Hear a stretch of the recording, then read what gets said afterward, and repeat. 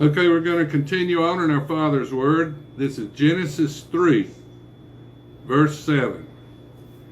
And then their eyes of both of them were open, and they knew after eating the fruit of the tree of good and evil that they were naked.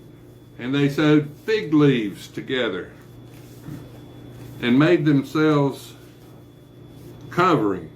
And they heard the sound of the Lord God walking in the garden in the cool of the day. And Adam and his wife hid themselves from the presence of the Lord among the trees of the garden.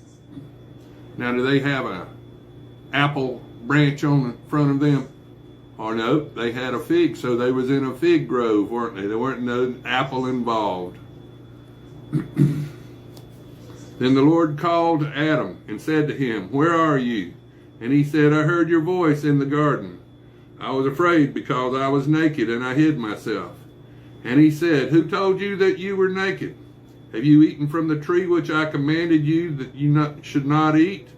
Then the man said, "The woman whom you gave me to be with me, she gave me of the tree and I ate." And the Lord God said to the woman, "What is this you have done?" And the woman said, "The serpent deceived me and I ate." So the Lord God said to the serpent, "Because you have done this, you are cursed more than all the cattle and more than every beast of the field. On your belly you shall go, and you shall eat dust all the days of your life, and I will put enmity between you and the woman, and between you and your seed and her seed, and he shall bruise your head, and you shall bruise his heel." And the woman's, that's the first prophecy in the Bible. Genesis 3:15. He shall bruise your head, and you shall bruise his heel. The Kenites, the descendants of Cain, sent Jesus to crucifixion. It was the Kenites, the descendants of Cain. Barabbas means of the father, but which father was Barabbas?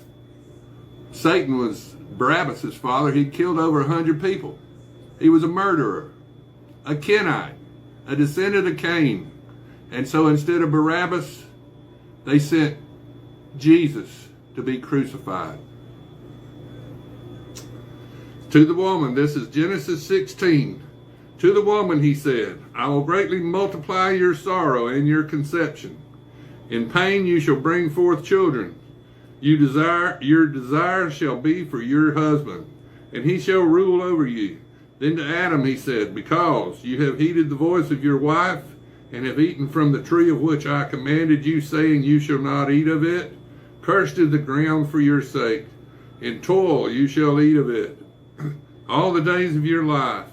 Both thorns and thistles it shall bring forth to you. You shall eat the herb of the field. In the sweat of your face you shall eat bread, till you return to the ground. For out of it you were taken. For dust you are, and to dust you shall return." Ecclesiastes 12, verses 6 and 7. When the silver cord parts, when the clay pot breaks, when you quit sucking air, when you die, when you're clinically dead, flesh body returns to dirt, to the dust from which you came, and the spiritual body returns to God for judgment. Luke 16. You'll either go on one side of the gulf, or you'll go on the other side of the gulf. You got a good side of the gulf and a bad side. You either go to the bosom of Abraham, or you go to the bad side of the gulf. Like the rich man. Lazarus and the rich man, Luke 16. For dust you are, and to dust you shall return. And Adam called his wife's name Eve, because she was the mother of all living. Also for Adam and his wife, the Lord God made tunics of skin and clothed them. On the sixth day, God created the Gentiles, the people with the O and the A blood type, the red meat and tater eaters, the hunter-gatherers, and the fishermen, the fish and rice eaters, people with the A blood, the red-skinned people. Now, on the seventh day, God rested. And then on the eighth day, God created Adam, the man Adam, the Jew, the farmer, the husbandman, the tiller of the dirt, the people with the B blood type, the descendants of Jesus. That's created on the 8th day, the day after the 7th. And also for Adam and his wife, the Lord made tunics of skin and clothed them. And then the Lord God said, Behold, the man has become like one of us, to know good and evil. And now, lest he put out his hand and take also of the tree of life and eat and live forever. Therefore the Lord God sent him out of the Garden of Eden to till the ground from which he was taken. So he drove out the man, and he placed cherubim at the east end of the Garden of Eden, and a flaming sword which turned every way to guard the way to the tree of life. Now this is Genesis 4. Now Adam knew Eve his wife, and she conceived and bore Cain, and said, I have acquired a man from the Lord. Then she bore again, this time his brother Abel. Now Cain was Satan's son. Eve had sex with Satan, then she had sex with Adam. Cain was Satan's son, and Adam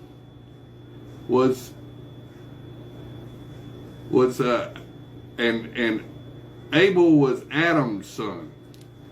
Then she bore again, this time his brother Abel. Now Abel was a keeper of the sheep, but Cain was a tiller of the ground. And in the process of time it came to pass that Cain brought an offering of the fruit of the ground to the Lord. Abel also brought to the firstborn of his flock and of their fat. And the Lord respected Abel and his offering, but he did not respect Cain and his offering. And Cain was very angry, and his countenance fell.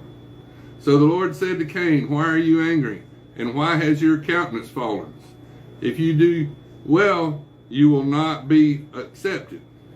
And if you do not do well, sin lies at the door, and its desire is for you, but you should rule over it. Now Cain talked with Abel his brother, and it came to pass, when they were in the field, that Cain rose up against Abel his brother, and killed him. Then the Lord said to Cain, Where is Abel, your brother? And he said, I do not know. Am I my brother's keeper? And he said, What have you done? The voice of your brother's blood cries to me from the ground. So now you are cursed from the earth, which has opened its mouth to receive your brother's blood from your hand. When you till the ground, it shall no longer yield its strength to you. A fugitive and a vagabond you shall be on the earth. And Cain said to the Lord, My punishment is greater than I can bear. Surely you have driven me out of this day from the face of the ground. I shall be hidden from your face, and I shall be a fugitive and a vagabond on the earth. And it will happen that anyone who finds me will kill me. And the Lord said to him, Therefore, whoever kills Cain, vengeance shall be taken on him sevenfold. And the Lord set a mark on Cain, lest anyone finding him should kill him.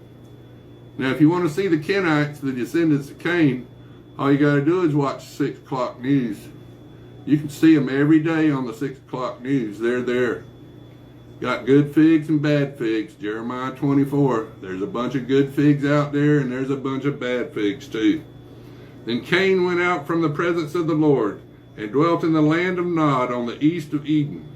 And Cain knew his wife, and she conceived and bore Enoch. Now, there's 2 different genealogies in Genesis. Genesis 4 gives you the descendants of Cain, and Genesis 5 is the descendants of Adam, all the way to Jesus. And Cain knew his wife, and she conceived and bore Enoch. Now this is a different Enoch. There's an Enoch in Cain's genealogy, and there's an Enoch 7th generation after Adam, the first preacher, Enoch. When he built a city and called the name of the city after the name of his son, Enoch. And Enoch was born Irad, and Irad begot Mehujael, and Mehujael begot Methuselah, and Methuselah begot Lamech. Then Lamech took for himself 2 wives, and the name of one